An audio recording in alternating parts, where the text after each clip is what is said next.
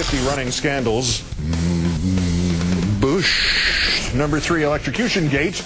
We told you a while back that several U.S. soldiers had been electrocuted in Iraq because of crappy wiring done around showers, done in at least one case by the spun-off Halliburton subsidiary, KBR. Turns out the problem was worse than anybody suspected. The Army had issued an urgent bulletin in October 2004 to commanders in Iraq warning them of the shoddy contracting work and the threat of electrocutions.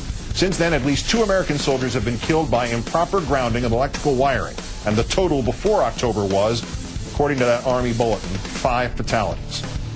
Number 2, the buck stops nowhere gate. General Ricardo Sanchez's new book, excerpted in Time magazine, giving a remarkable insight into the single worst post-invasion decision of the war. Then Defense Secretary Rumsfeld handed him a memo 2 years and 2 weeks ago today, insisting that neither he nor anyone higher in the administration had known that operations in Iraq had been shifted from the upper ranks, CENTCOM and General Tommy Franks, to the lower ranks, General Sanchez and his V Corps. Sanchez said, quote, "I knew it was total BS." And when he told Rumsfeld that, he and Rumsfeld started to shout at each other. He also mentions that before Rumsfeld showed him the historically revisionist memo, Rumsfeld mentioned he wanted Sanchez to stay on after his impending retirement and work as a civilian in the Pentagon. In other words, Rumsfeld was trying to bribe him into helping him pass the historical buck. Speaking of which, number 1, Chutzpah-Gate.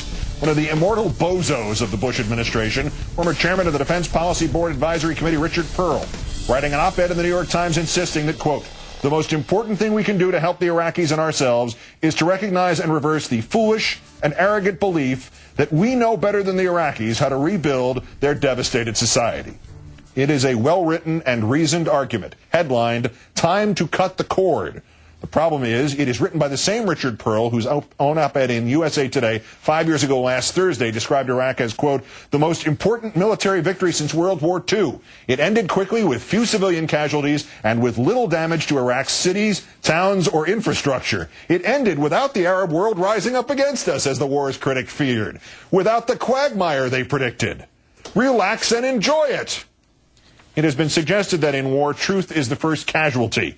However, in Richard Pearl's case, it obviously multiplies because these 2 op-eds could not have been in greater disagreement. Perhaps Mr. Pearl wrote the first self-congratulatory one with one of his faces and then wrote this new hands-off one with his other face.